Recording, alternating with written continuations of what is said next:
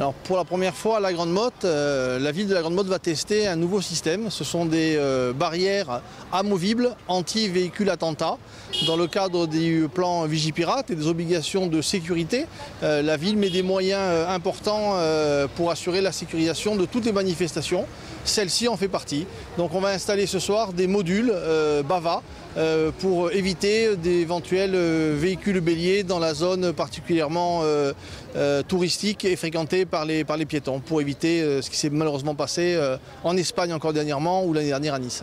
Alors à ce jour, un seul module est capable d'arrêter un fourgon type 3 tonnes 5 lancé à plus de 60 km/h et ça stoppe le véhicule sur environ 5,60 m selon les tests qui ont été faits par la société Albrac, qui est une société française installée près de Marseille.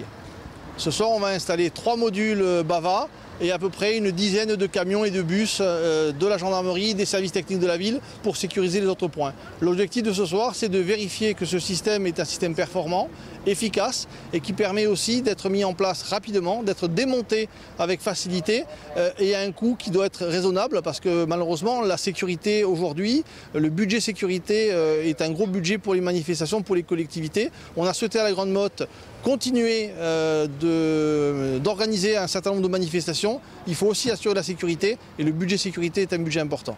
Alors l'ensemble des manifestations liées au feu d'artifice, plus la manifestation de ce soir, on estime à peu près à 20 000 €. Je retiens également un chiffre, le semi-marathon des Pyramides, qui est une grande course régionale, c'est 30 000 € pour une seule journée à sécuriser. Alors aujourd'hui, le ministère de l'Intérieur demande aux collectivités organisatrices de manifestations de prendre toutes les mesures nécessaires pour assurer la sécurité de ce type de manifestation.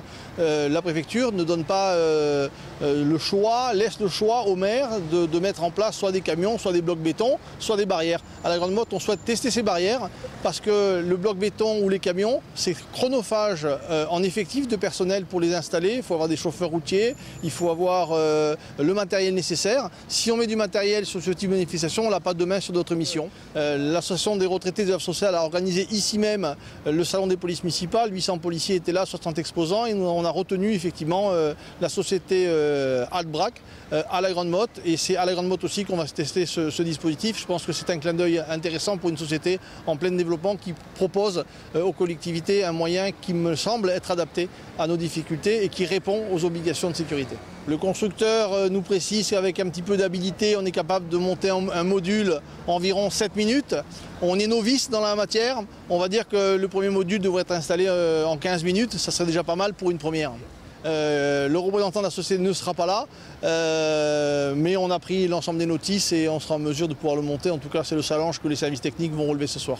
Donc vous êtes confiant? Totalement confiant.